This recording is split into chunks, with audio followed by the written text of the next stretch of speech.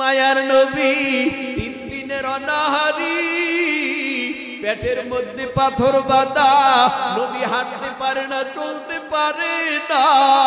হঠাৎ করিয়া খানায় কাবা বাইতুল্লাহর দিকে তাকায় আর চোখের পানি ফালাইয়া সামনে আগায় আর বলে, ও আমার কওমের লোকেরা, মক্কাবাসীরা, তোরা আমারে চিনলি না, তোরা আমারে শুধু মারো, তোরা আমার কি অপরাধে মারো, আমার কি অন্যায়, আমার কি অপরাধ, আমি কি দোষ করেছি?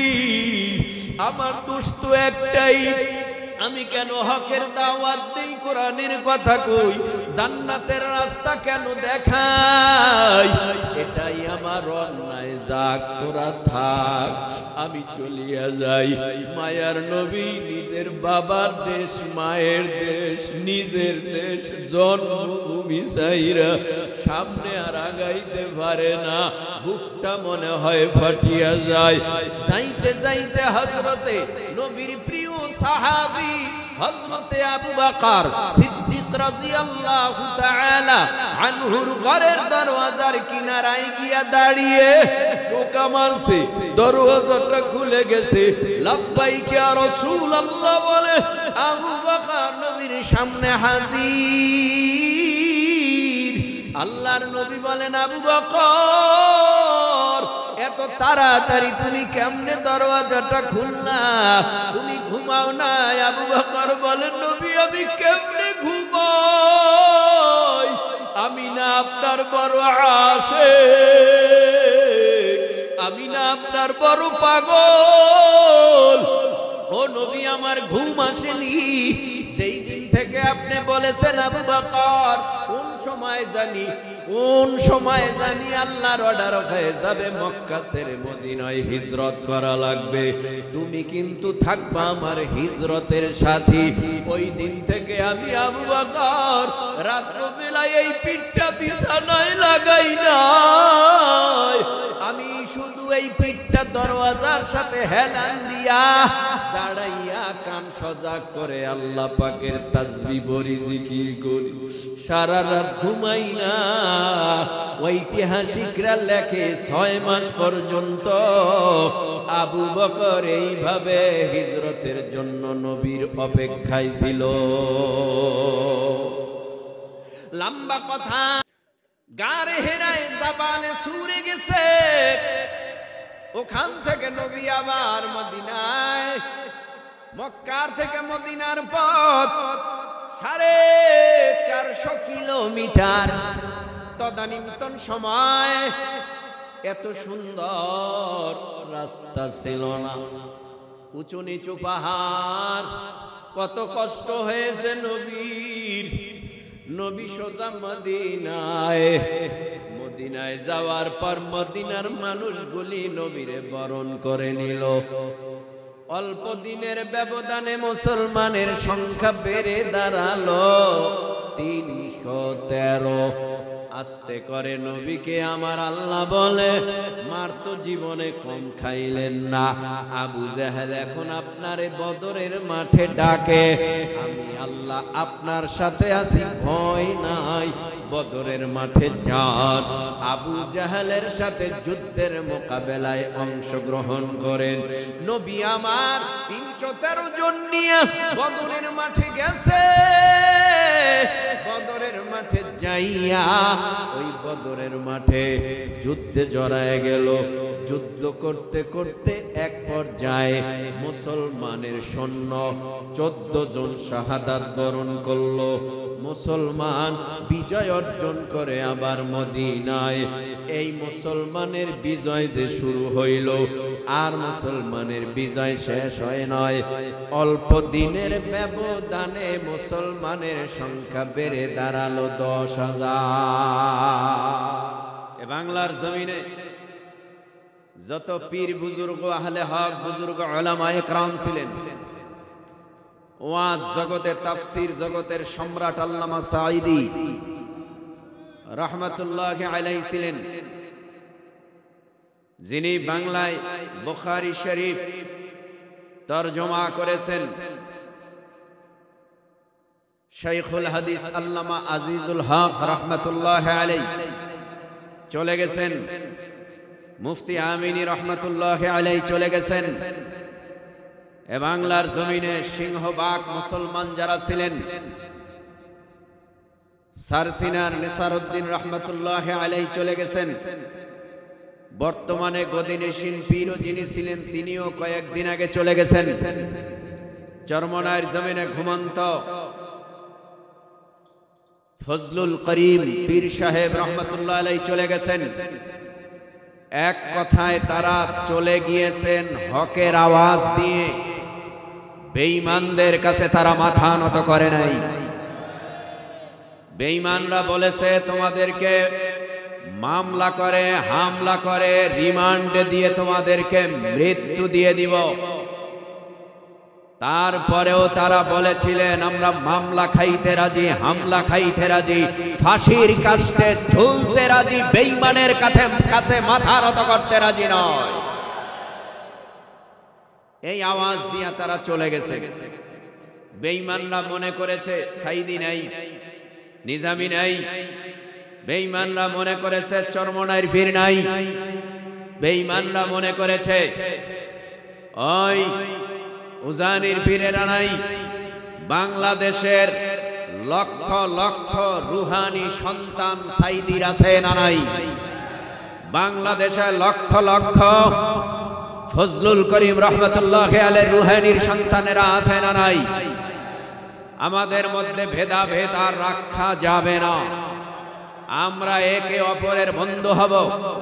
কে চরমনাই, কে জামাত, কে জমিয়ত, কে খেলাফত, কে কোন দল করি, ইসলামিক রাজনৈতিক ব্যানার, এই ভেদাভেদ ভুলে গিয়ে ঐক্য হয়ে কিভাবে আমাদেরকে এই দেশটাকে কোরআনী শাসন কায়েম করা যায় সেই ফিকির নিয়ে আমাদের নামতে হবে।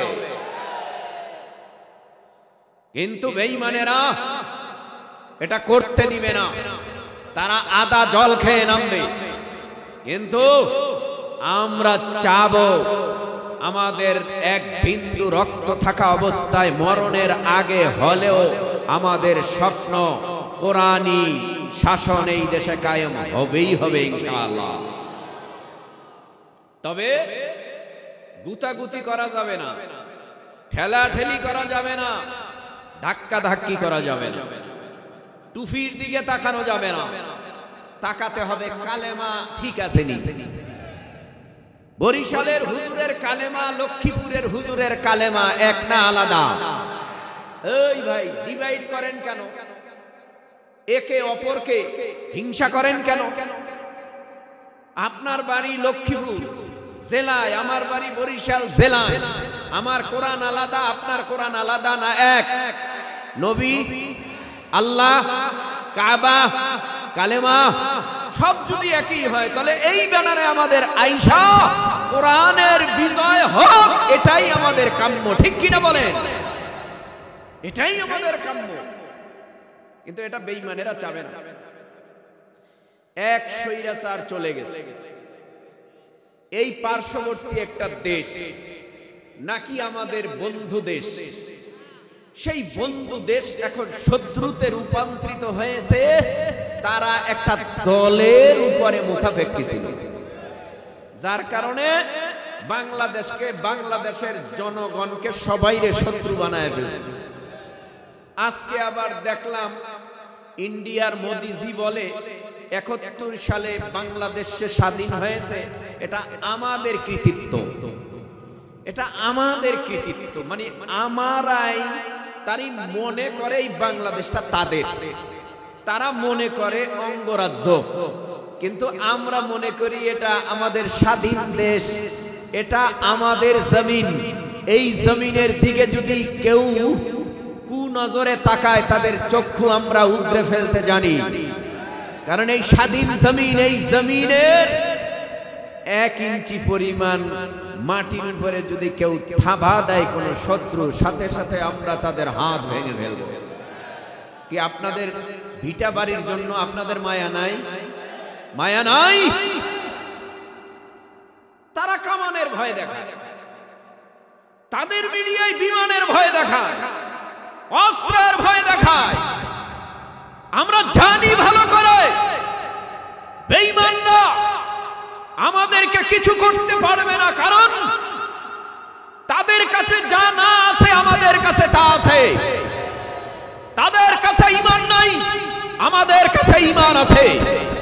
তাদের কাছে অস্ত্র আছে, ট্যাঙ্ক আছে, বোম আছে, ক্ষেপণাস্ত্র আছে, কিন্তু তাদের কাছে ঈমান নাই। বেঈমানরা সব যদি এক হয়, ওরা মরা, আমরা জেতা। জেতা মানুষের সাথে মরা মানুষের লড়াই করা হবে না।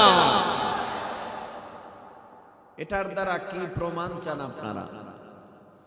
আমার আগে গুরুত্বপূর্ণ বয়ান হয়েছে, আমিও বলতেছি ইমানি দায়িত্ব এটা আমার, আপনার ইমানি দায়িত্ব।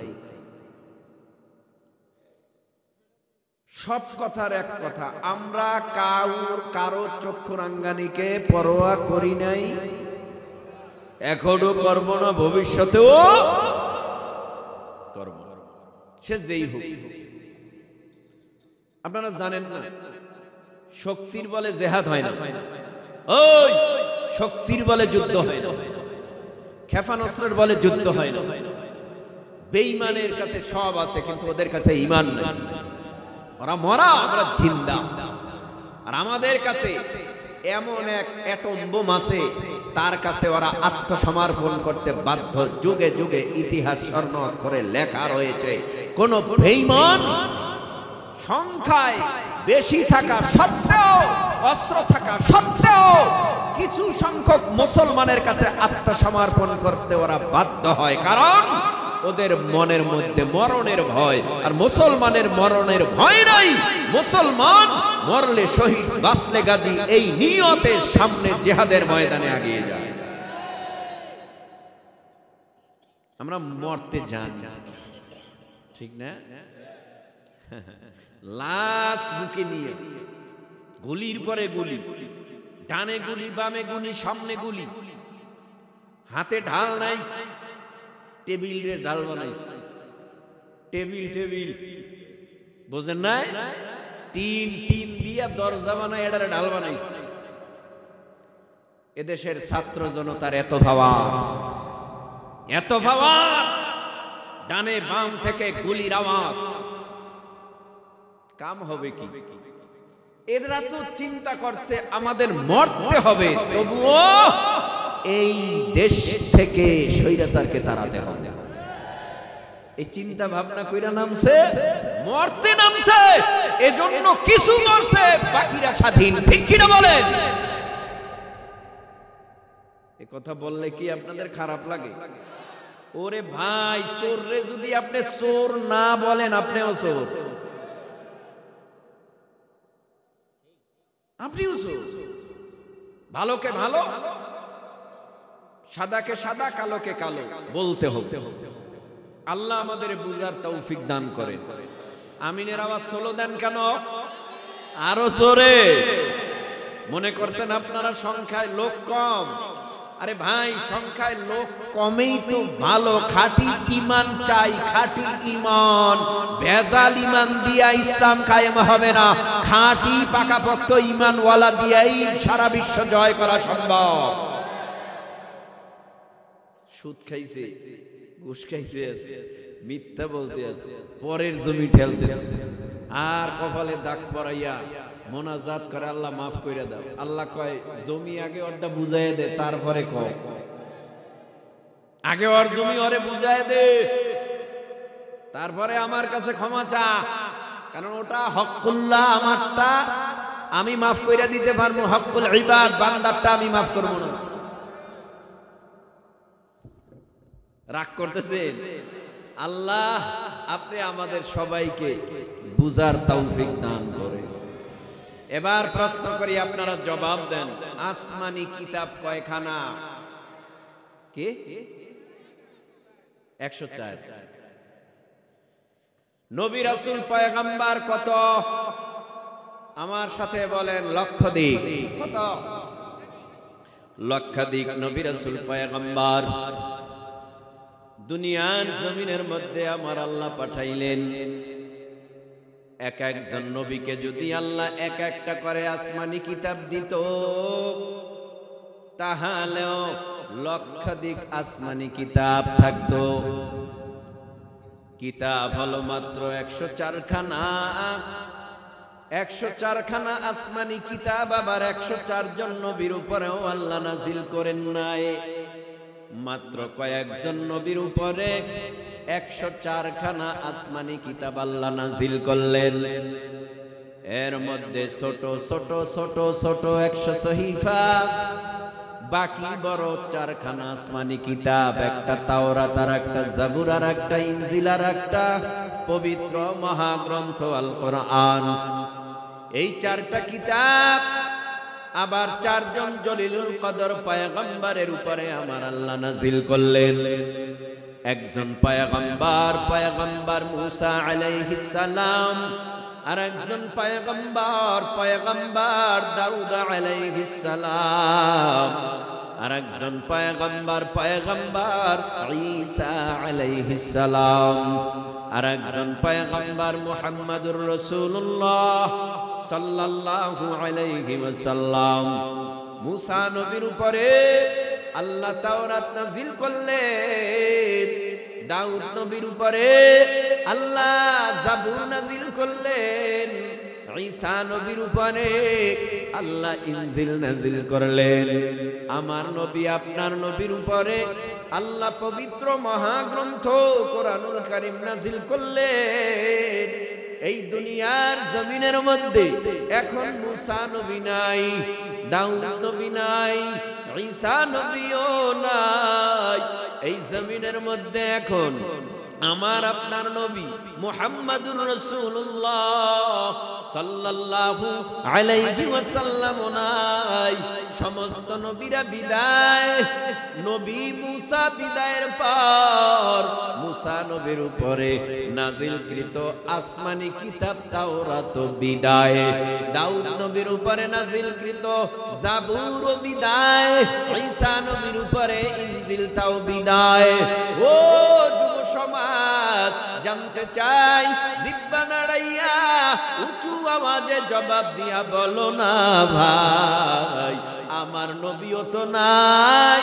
আমার নবীর উপরে নাজিলকৃত মহাগ্রন্থ আল কোরআন আমার নবীর বিদায়ের পর আজও সারা দুনিয়ার জমিনে আছে না নাই? কি ব্যাপার? তাওরাত নাই কেন, জাবুর নাই কেন, ইনজিল নাই কেন, সহিফা নাই কেন? এটার জবাব হলো আল্লাহ পাক সহিফা সংরক্ষণের দায়িত্ব নেন নাই, আল্লাহ পাক তাওরাত জাবুর ইনজিল সংরক্ষণের দায়িত্ব নেন নাই, হেফাজতের দায়িত্ব নেন নাই। তাই তো গোটা দুনিয়ার জমিনে তাওরাত নাই, জাবুর নাই, ইনজিল নাই, সহিফা নাই। কিন্তু আল্লাহ কোরআন নাজিল করার পর আল্লাহ পাক রব্বুল আলামিন বলেন, ইন্না নাহনু নাযালনা যিকরা ওয়া ইন্না লাহু লাহাফিজুন।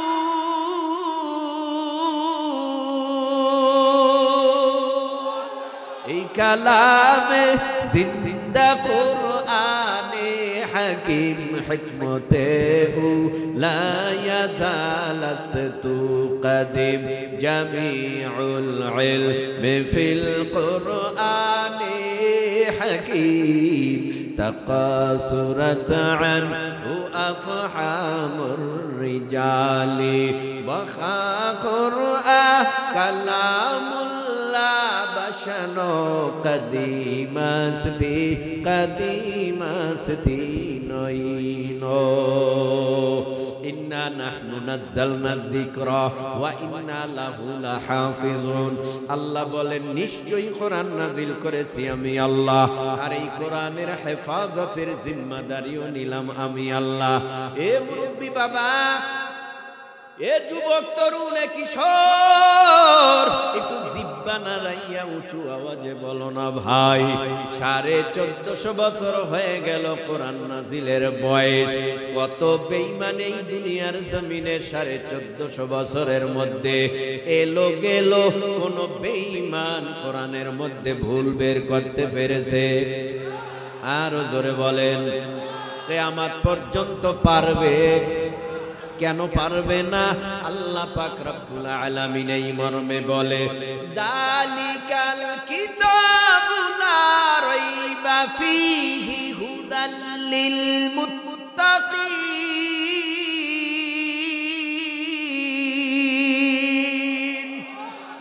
আপনাদের কষ্ট হয়? হ্যাঁ, আল্লাহু আকবার বলেন না কেন? চুপ করে থাকেন কেন? একবার বললে কমপক্ষে আমলনামায় 100 নেকি লেখা হবে। ও হুজুর, মাত্র 100 নেকি? কত নেকি ডানে বামে ছেড়ে দেই হুজুর। আপনি তো জানেন না নেকের মূল্য কি। সাহাবীরা বলে, ও পয়গম্বর, নেকের দাম কি, মূল্য কি? আমার নবী বলে, উহুদ পাহাড় সব স্বর্ণের হলে দাম কেমন? সাহাবীরা বলে, আল্লাহ এবং আল্লাহর রাসূল ভালো জানে। আবার বলি, মদিনা শরীফ উহুদ পাহাড় আমার জানা মতে এখানে মনে হয় অনেক হাজী সাবরা আছেন, মক্কায় গেছেন, মদিনায় গেছেন। ওই মদিনায় একটা পাহাড় আছে, যেই পাহাড়টা আমি নিজে দেখেছি, কয়েক মাইল হবে লম্বা, কয়েক মাইল হবে উঁচা, কয়েক মাইল হবে চ্যাপ্টা। আমার নবী বলে, ওই উহুদ পাহাড় স্বর্ণের হলে যেই দাম হয়, আমার উম্মতের ছোট্ট একটা নেকির দামের চেয়ে আরো বড়। তাহলে আল্লাহু আকবার বলা যাবে তো? তেলাওয়াত যদি 20 বার করি, 20 বার আল্লাহু আকবার বলবেন, 30 বার বললে 30 বার। কারণ কোরআনের আয়াতে ঈমান বাড়ে, আল্লাহু আকবারের পাওয়ারে বেঈমানেরা জমিনে কাঁপে, ঠিক কিনা? যালিকাল কিতাবু লা রাইবা ফীহি হুদাল লিল মুত্তাকিন।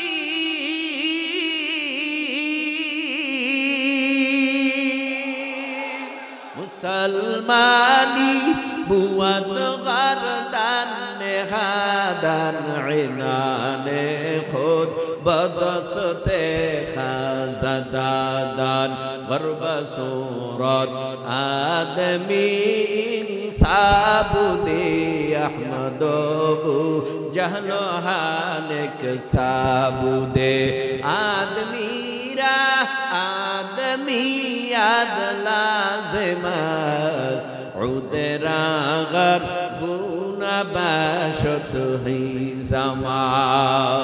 যালিকাল কিতাব, এটা সেই কিতাব, লা রাইবা ফি, কোনো ভুল নাই, হুদাল লিল মুত্তাকিন, মুত্তাকিদের জন্য এই কিতাব হলো হিদায়াত। বেঈমান ইহুদি খ্রিস্টান এরা কম চেষ্টা করে না কোরআনের ভেতরে ভুল পাওয়া যায় কিনা, এর জন্য রিসার্চ করেছে। কত খ্রিস্টান পণ্ডিতেরা কোরআন রিসার্চ কইরা দেখে না যালিকাল কিতাব, এটায় কোনো ভুল নাই, লা রাইবা ফি। তো কি করবে? নূরের মধ্যে না ঢুকছে, আলোর মধ্যে ঢুকছে। কোরআনের আলোর মধ্যে ঢোকার পর তার এই যে কলব নামক জায়গা, এটা অন্ধকার আমার আল্লাহর কালেমা পইরা আলোকিত হয়ে গেছে। কারণ কোরআনের মধ্যে ভুল বের করতে যাইয়া নিজের ভুল ধরা খাইছে, যার কারণে খ্রিস্টান কালেমা পরে মুসলমান হয়ে গেছে। কত বৌদ্ধ, কত হিন্দু, কত ইহুদিরা কালেমা পরে মুসলমান হয়।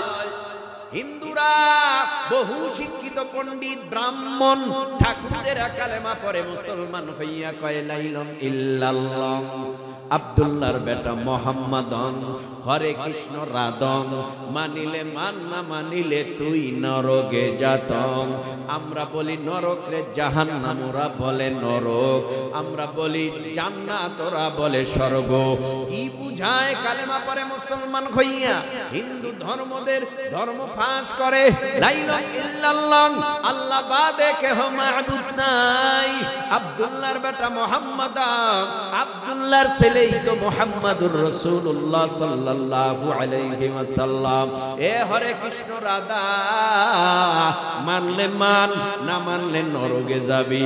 তার মানে আল্লাহ এবং আল্লাহর রাসূল রে মানিয়া নে, যদি মানো তাহলে স্বর্গ পাইবি, না মানলে নরকে যাইবি।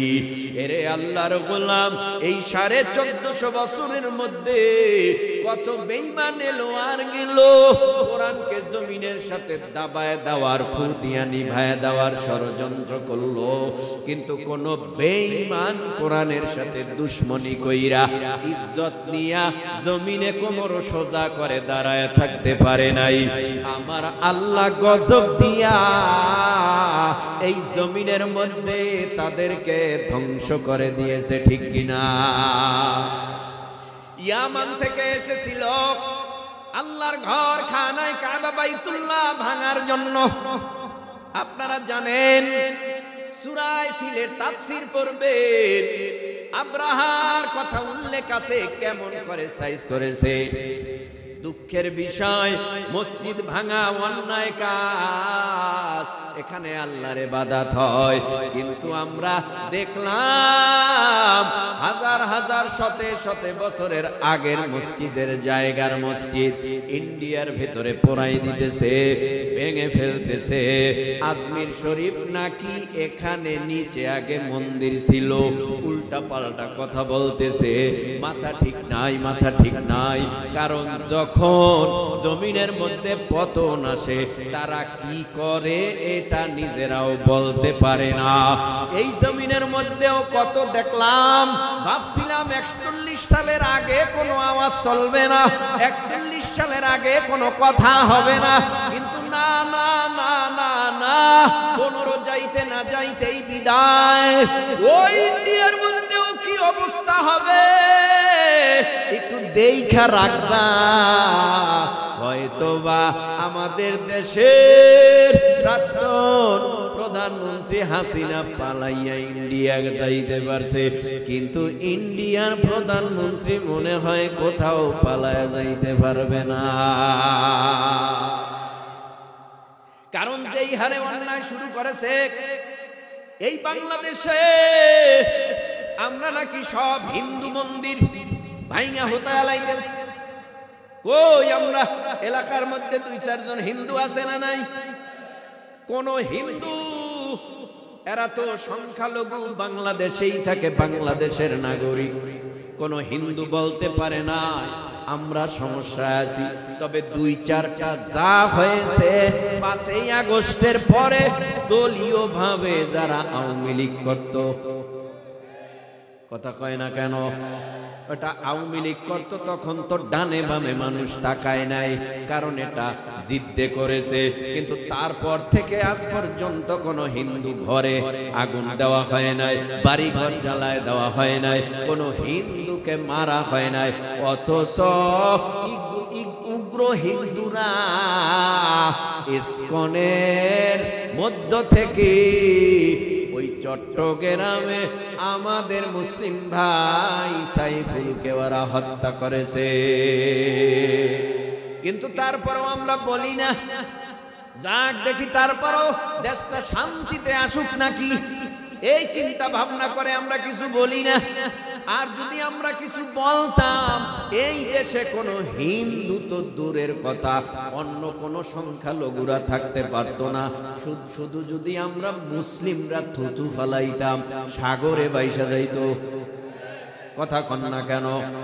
এই বাংলার জমিনে হিন্দুরা বসবাস করে জামাই আদরে, খ্রিস্টানরা বসবাস করে জামাই আদরে। এ লক্ষ্মীপুরের মুসলমান, একটু উঁচু আওয়াজে বলো না ভাই, কথাগুলি রেকর্ড হয়, সারা দুনিয়ার মানুষদেরকে জানায় দাও।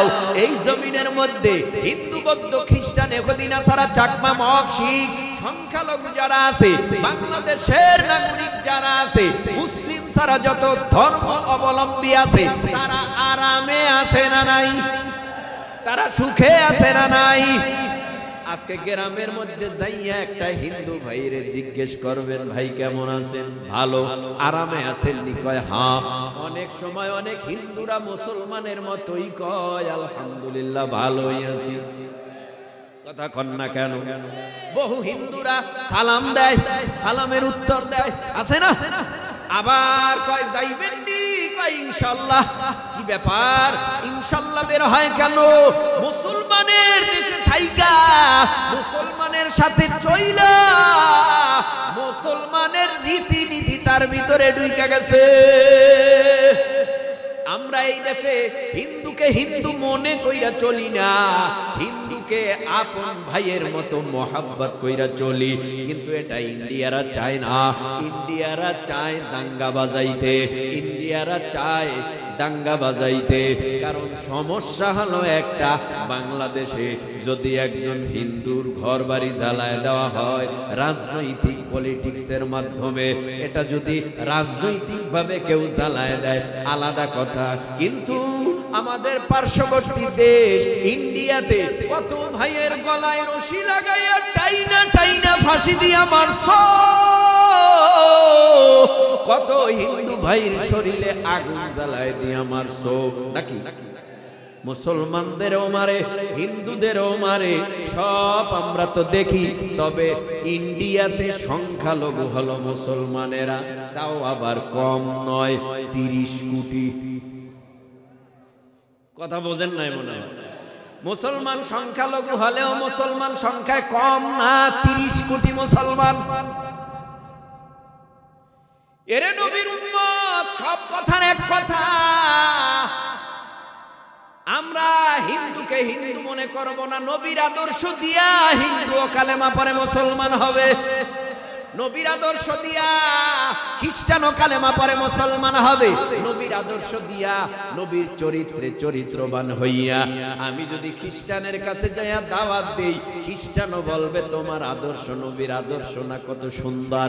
যাও আমি আর খ্রিস্ট ধর্মে থাকলাম না, কালেমা পড়ে মুসলমান হয়ে যাব। ইহুদি নাসারা চাকমা মক্সিকেরা কালেমা পড়ে মুসলমান হয়ে যাবে। এই গোটা দুনিয়ার জমিনের মধ্যে একজন দুইজন নয়, 200 কোটি মুসলমান বসবাস করে। রাগ করতেছেন? কইরেন না, আল্লাহর রাস্তায় রাগ কইরেন না। মিষ্টি কথা শুনবেন, তিতা কথা শুনবেন না, এটা তো হতে পারে না। তিতাও মানুষ শখে খায় না, রোগের জন্য খায়। করল্লা তিতা, উস্তা তিতা, চেরোতা চিতা, নিম পাতা তিতা। এরপর কয় নিম পাতা খাই, গাছের নিম পাতা নেই। আমার গাছের নিম পাতা থাকে না। কি ব্যাপার, এত পাতা লাগেনি? হুজুর নেই, কি করব? কেন খাও নিম পাতা? নেও কেন, খাও কেন? হুজুর চুলকানি, এই জন্য চুলকানি রোগ ভালো হয় নিম পাতা খাইলে, পরি বানায় খাইলে। হয়নি? কথা কয় না? হয়। করল্লা 100 টাকা কেজি, 80 টাকা কেজি, 70 টাকা কেজি, তারপরও খায়। কেন খায়? বলে খাইলে উপকার, নিম পাতা খাইলে উপকার। এই উপকারের জন্য খায়। আর আল হক মুররুন, হক কথা চেরোতার চেয়েও আরো বেশি দিটা। যারা হক কথা খাইয়া হজম করতে পারবে, অন্তরের মধ্যে হুজুর দেখলে, ইসলাম দেখলে, কোরআন দেখলে আর কোনো চুলকানি থাকবে না। আমি যে আয়াতে কারিমা তেলাওয়াত করেছি, এই আয়াতের উপরে কিছু কথা বলে যাই, অন্তরের কান লাগায়া শোনেন। আওয়াজ তুলো সবাই মিলে, একই তালে দাও না স্লোগান, নারায়ে তাকবীর। না, আপনাদের আওয়াজে আমি খুশি হইলাম না। এমন আওয়াজ দেন আমার কানেই আয় না। আবার কইবেন হুজুর আপনি কানে কম শোনেন, এজন্য মনে হয় আপনার কানে আওয়াজ যায় না। আমরা দিয়ে একে অপরে ফাটায় ফেলাইতেছি, আরো ফাটাতে হবে, আরো ফাটাতে হবে। কারণ মুসলমানের সবচেয়ে বড় ঈমানি অস্ত্রের নাম হলো আল্লাহু আকবার। এই আল্লাহু আকবারের আওয়াজ যখন বেঈমানওয়ালা বেঈমানের কানে যায়, তখন বেঈমানরা কোরআনের বিরুদ্ধে কথা বলার সাহস পায় না। মুসলমানের আওয়াজে জমিনে ইঁদুরের মতো গর্তে পালাতে বাধ্য হয়ে যায়। আল্লাহ শেষ পর্যন্ত কিছু কথা শুনে আমল করে যাওয়ার তৌফিক দেন। ভাইরা আমার, ঈসা নবীকে আল্লাহ আসমানে উঠায় নিছে। জমিনের মধ্যে নবী নাই 570 থেকে 600 বছর। এই 600 বছরের মধ্যে শয়তান ধোঁকা দিয়া মানুষের মেধার ভিতরে শয়তানি ঢুকায় দিছে। কয় হাত দিয়ে মূর্তি বানাইছে লাত, বানাইছে ওজ্জা, বানাইছে মানাত। মূর্তি বানায় নাম রাখছে ওজ্জা, লাত, মানাত। এখন ওজ্জার কাছে চায়, কারণ এই 600 বছরের মধ্যে কোন নবী রাসূল পয়গম্বর জমিনের মধ্যে হকের আওয়াজ নিয়ে আল্লাহ পাঠায় নাই। সমস্ত মানুষগুলি হয়ে গেছে মূর্তি পূজক, সমস্ত মানুষগুলি হয়ে গেছে অগ্নি পূজক, সমস্ত মানুষগুলি হয়ে গেছে দেব দেবতার পূজারী।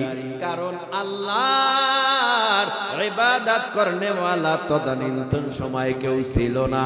কারণ হকের আওয়াজ সেই এলাকায় নাই, ওই এলাকা আজও গুমরা গুমরা গুমরা।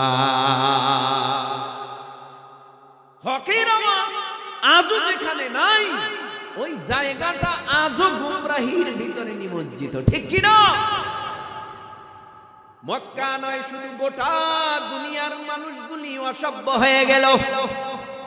বাপ ছেলেরে মানে না, ছেলেও বাবারে মানে না, মা মেয়েকে মানে না, মা মেয়ে মাকে মানে না, মাও মেয়েকে মানে না।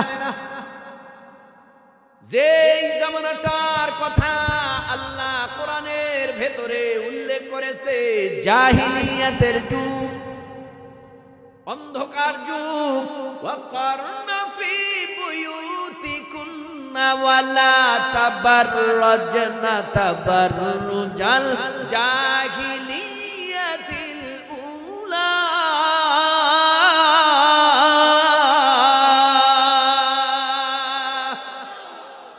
জামানাটা বড় জাহিলিয়াতের। ওই জামানার নারী পুরুষ এমন ভাবে চলাফেরা করত, কে ভাই কে বোন, এদিকে হিতাহিত জ্ঞান নাই।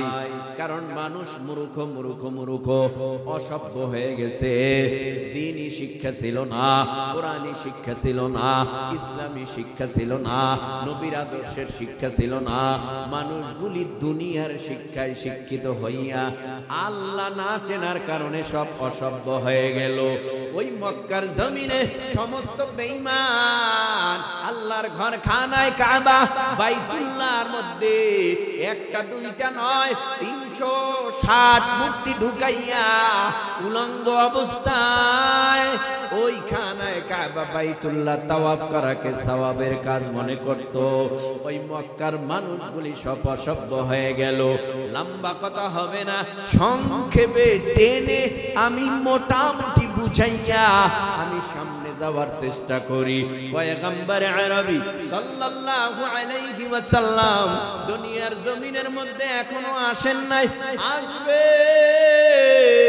তবে কে তার মা হবে, কে তার বাবা হবে, ওই তার জন্ম হবে, কি তার বংশ হবে, সব আল্লাহ রেডি করে রাখছে।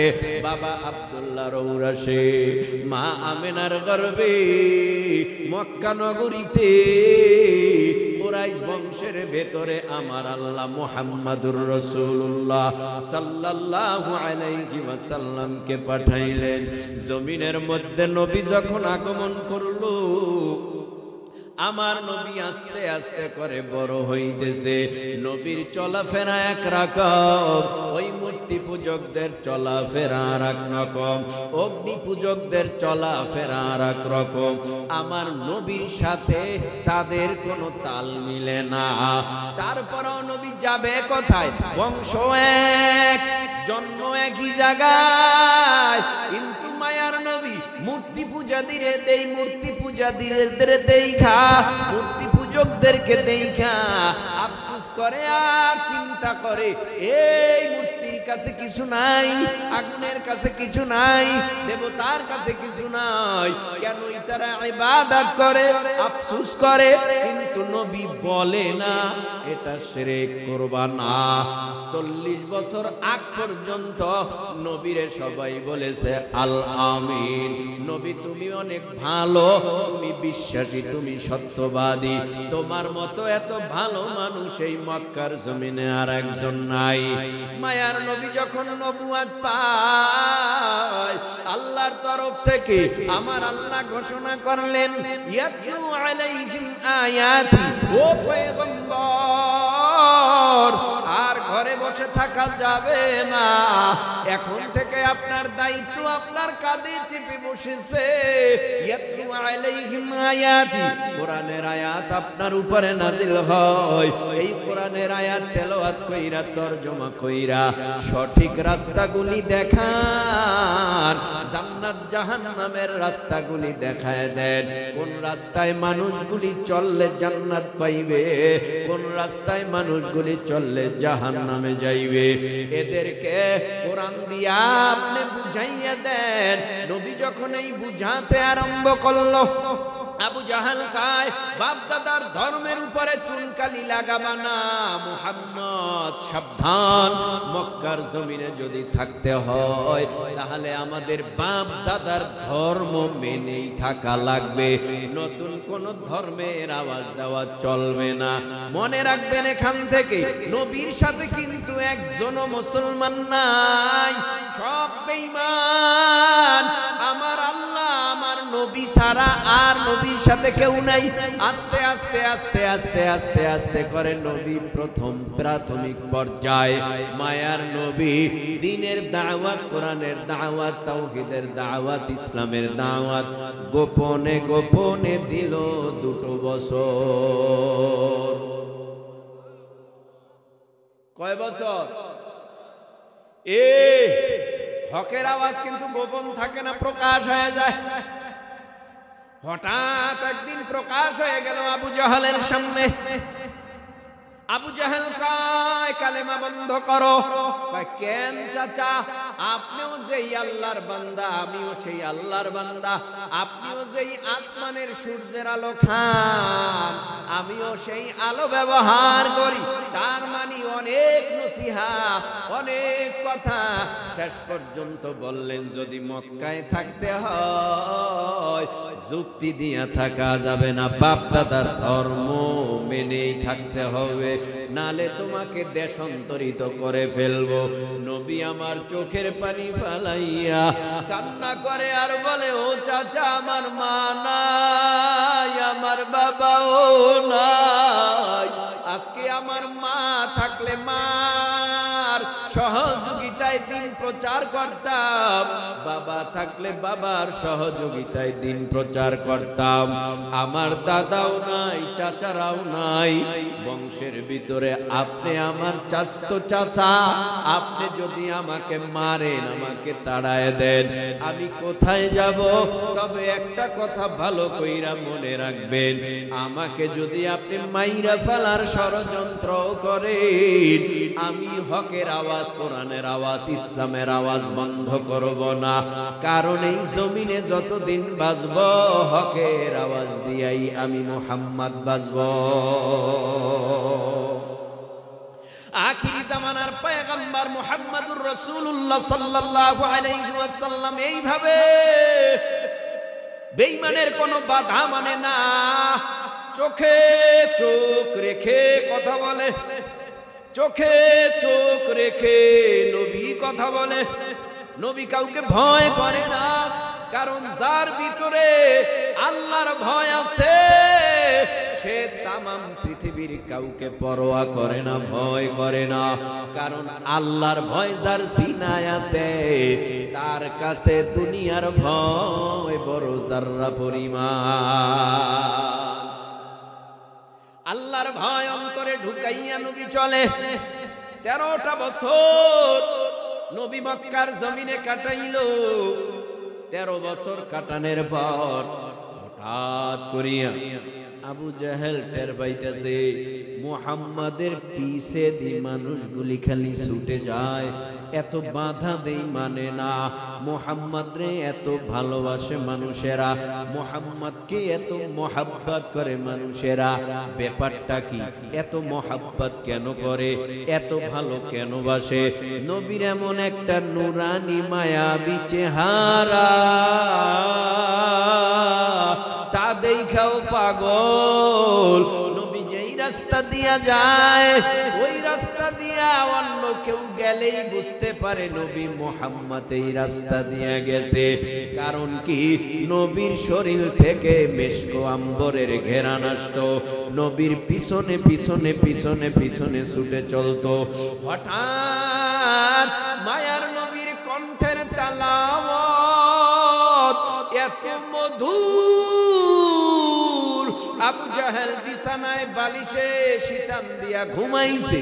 হঠাৎ চিন্তা করে, মুহাম্মাদের কণ্ঠের তেলাওয়াত না শুনলে তো আমার ঘুম আসবে না। আবু জাহেল যাইয়া নীরবে একা একা চোরের মতো মায়ার নবীর কণ্ঠের তেলাওয়াত শুনে আর অন্তরে তৃপ্তি, কলিজাটারে ঠান্ডা বানায়। এমন বহুত ঘটনা দেখতেছে না, মুহাম্মদ রে বাঁচায় রাখা যাবে না। ষড়যন্ত্র করতেছে, আমার নবীকে মেরে ফেলবে। রাখে আল্লাহ, মারে কে? মারে আল্লাহ, রাখে কে? আল্লাহ যদি কাউকে মারে, তামাম পৃথিবীর ডাক্তার দিয়া তারে বাঁচানো যায় না।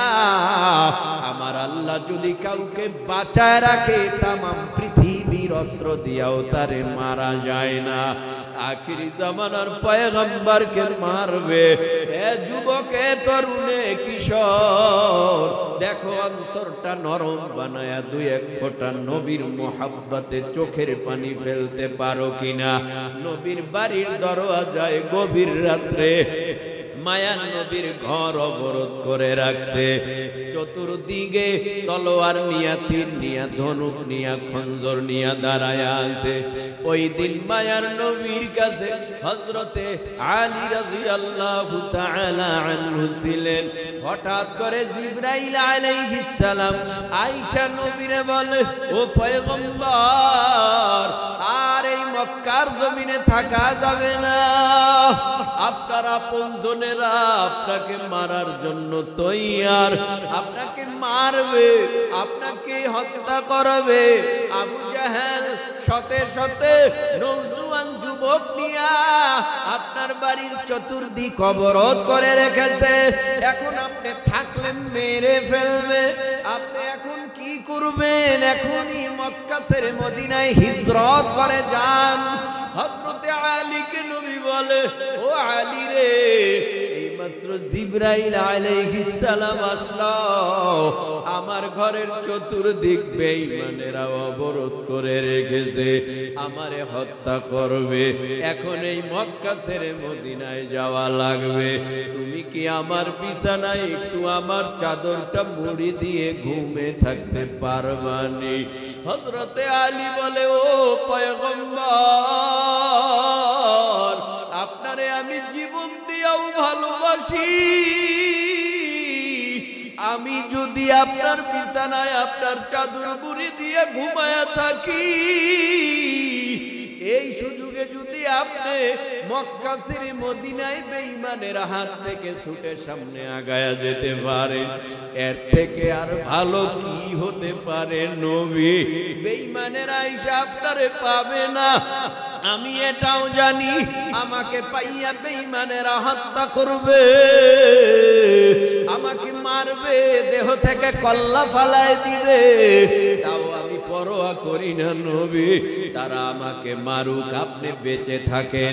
আমার মতো হাজার আলী মরিয়া গেলেও সমস্যা নাই।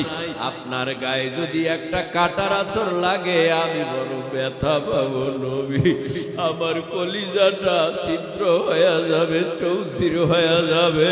রহমাতুল লিল আলামিন এই বলে হাতের মধ্যে কিছু ধুলা বালু নিয়া সূরা ইয়াসিনের প্রথম থেকে কয়েকটা আয়াত কারিমা তেলাওয়াত করিয়া ওই ধুলা বালুর মধ্যে দুম করলো, ফু করে করিয়া ধুলা বালুগুলো বেঈমানের দিকে ছুঁড়ে মারলো।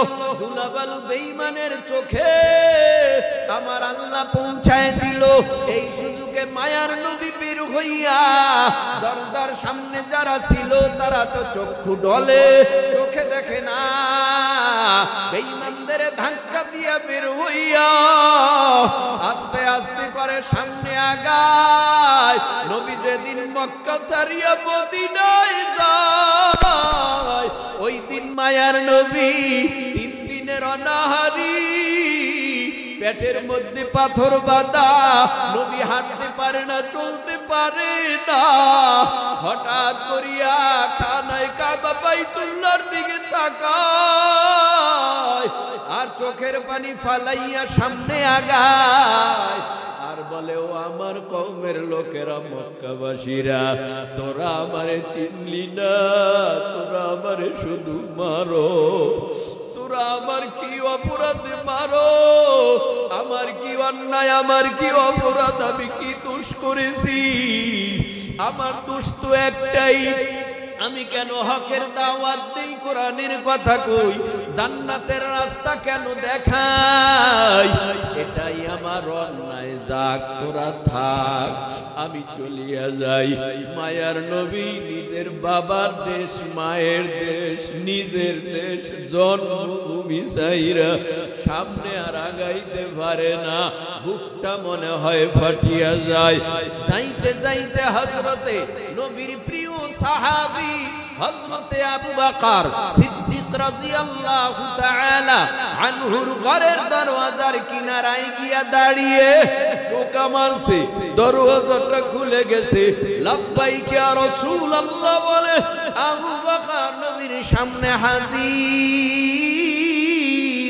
আল্লাহর নবী বলেন, আবু বকর, এত তাড়াতাড়ি তুমি কেমনে দরওয়াজাটা খুললা? তুমি ঘুমাও না? আবু বকর বলেন, নবী, আমি কেমনে ঘুমাই? আমি না আপনার বড় আশিক, আমি না আপনার বড় পাগল। ও নবী, আমার ঘুম আসেনি যেই দিন থেকে আপনি বলেছেন আবু বকর কোন সময় জানি আল্লাহর অর্ডার হয়ে যাবে, মক্কা ছেড়ে মদিনায় হিজরত করা লাগবে, তুমি কিন্তু থাকবা আমার হিজরতের সাথী। ওই দিন থেকে আমি আবু বকর রাত্রবেলায় এই পিঠটা বিছানায় লাগাই নাই, আমি শুধু এই পিঠটা দরওয়াজার সাথে হেলান দিয়া দাঁড়াইয়া কান সজাগ করে আল্লাহ পাকের তাসবিহ পড়ি, জিকির করি, সারা রাত ঘুমাই না। ঐতিহাসিকরা লেখে 6 মাস পর্যন্ত আবু বকর এইভাবে হিজরতের জন্য নবীর অপেক্ষায় ছিল। লম্বা কথা, গারে হেরায় জাবালে সুরে গেছে। ওখান থেকে নবী আবার মদিনায়, মক্কার থেকে মদিনার পথ 450 কিলোমিটার।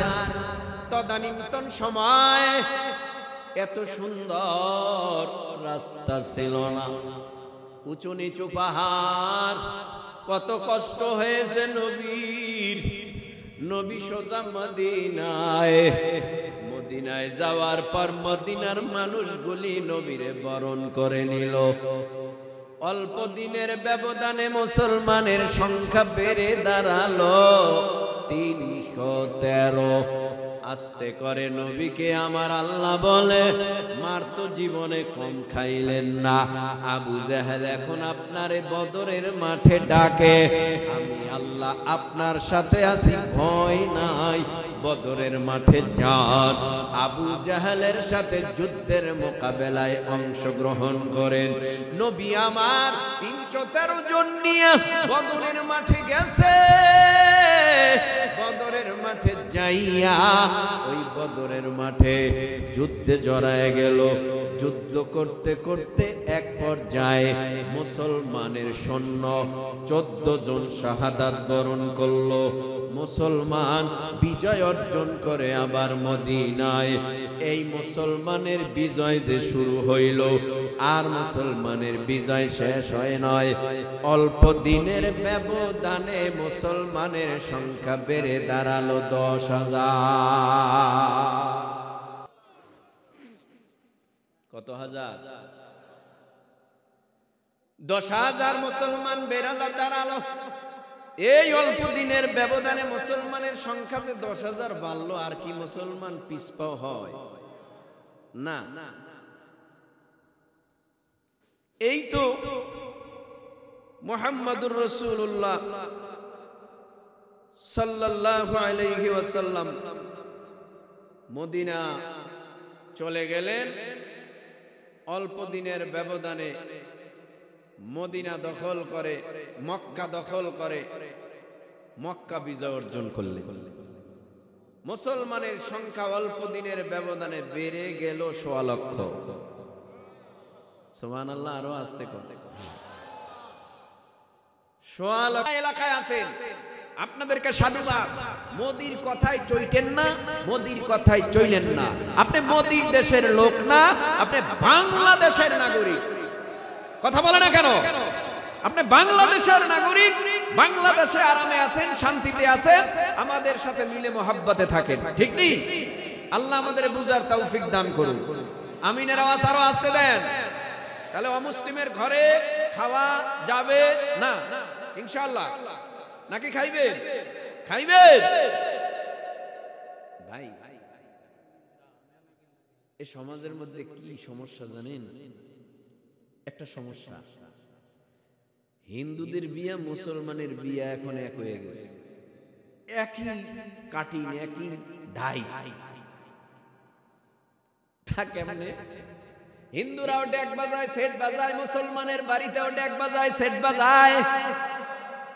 হিন্দুদের বাড়িতে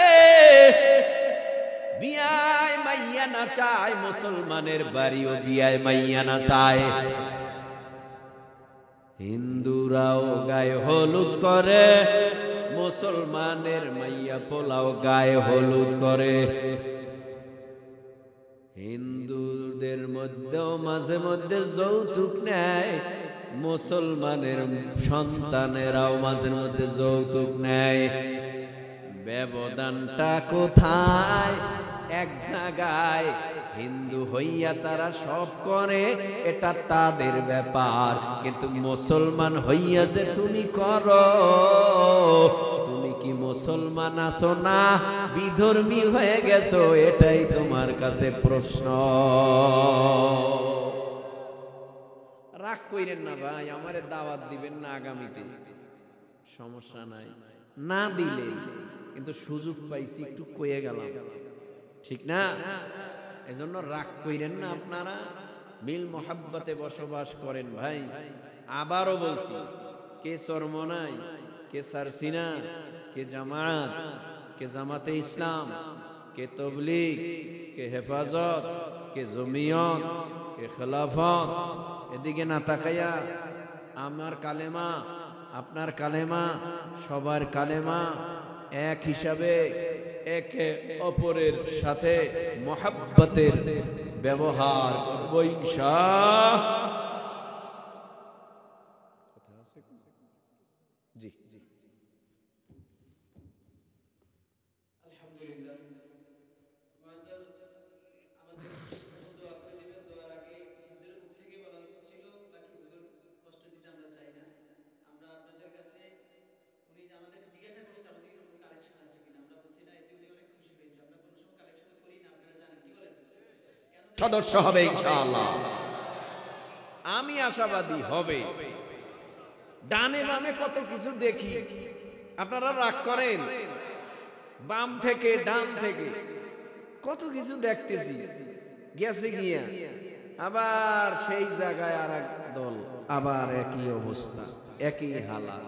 ও ভাই, আপনারা যেই যা কিছু মনে করেন, যদি আমরা হুজুররা এক ঐক্য হতে পারি, তাহলে ভোট ব্যাংকে পক্ষে আমাদের সাথে কেউ পারবে না। ঠিক কিনা বলেন? কিসের? অন্য অন্য রাজনৈতিক দল। কারণ একজন ইমামের পিছনে মুসল্লিরা নামাজ পড়ে, ইমাম যদি কয় ওই তুই ওমে যাবি না এমে যা, কথা কয় না কেন? ইমাম খতিব যদি কয় ওই দিকে না যাই এই দিকে যা, ভোটটা দিলে এখানে দিস, ইসলামের বাক্সে দিস, রাজ কায়েমের বাক্সে দিস, দিন কায়েমের বাক্সে দিস, ইসলাম কায়েমের জন্য ভোটটা দিস। কাম হবে কি জানো? যদি এক ঐক্য হওয়া যায়, চোর বাটপার ছিনতাইকারী রাহাজানি হাইজাকার এই দেশের টাকা লুটপাট আর হবে না, ইনশাআল্লাহ হবে না। কারণ এই চোরারা চিন্তা করবে পার্লামেন্টে আইন হইছে রে, কি আইন হইছে? কয় চুরি করলে হাতের কবজি কাইটা দেয়। তো পার্লামেন্টে যদি একটা আইন হয়, আমি আমার দোকান খুইলা বাসায় যাব, কথা কয় না? সিসি ক্যামেরা লাগানো, আমি বাসায় যাবো, বাসায় যাইয়া খানা খাইয়া ছেলেরে বসান লাগবে না, মেয়েরে বসান লাগবে না। স্বর্ণের দোকানে চুরি করবি কর, তোর হাত কাইটা ফলাইবে। তুই ব্যবসায়ী দোকানে চুরি করবি কর, তোর হাত কাইটা ফলাইবে। কারণ বেঈমানরা ভয়ে থরথর করে কাঁপবে, চোরেরা ভয়ে থরথর করে কাঁপবে। এই জন্যই চোর বাটপার গুন্ডা বদমাশরা ইসলামী হুকুমত হোক এটা চায় না, চোরেরা চায় না, ভালো মানুষ চায়। চাবেন ইনশাআল্লাহ? ইনশাআল্লাহ আল্লাহ যেন আমাদের এক ও নেক হয়ে ঐক্যবদ্ধ থাকার তৌফিক দান করে, সকল ষড়যন্ত্রকে রুখে দেওয়ার তৌফিক দান করেন। আল্লাহ আপনি আমাদের সব ভাইকে এক ও নেক বানায় রাখেন, বলেন আমিন, আল্লাহুম্মা আমিন। ربنا آتنا في الدنيا حسنة وفي الآخرة حسنة وقنا عذاب النار. ربنا لا تزغ قلوبنا بعد إذ هديتنا وهب لنا من لدنك رحمة إنك أنت الوهاب. رب ارحمهما كما ربياني صغيرا. बता हमको तेरे राह किस तरफ आए, तेरे राह पर चला हमको खुदाया. बुजुर्गी की नहीं हमको जरूरत, गुलाम अपना बना हमको खुदाया.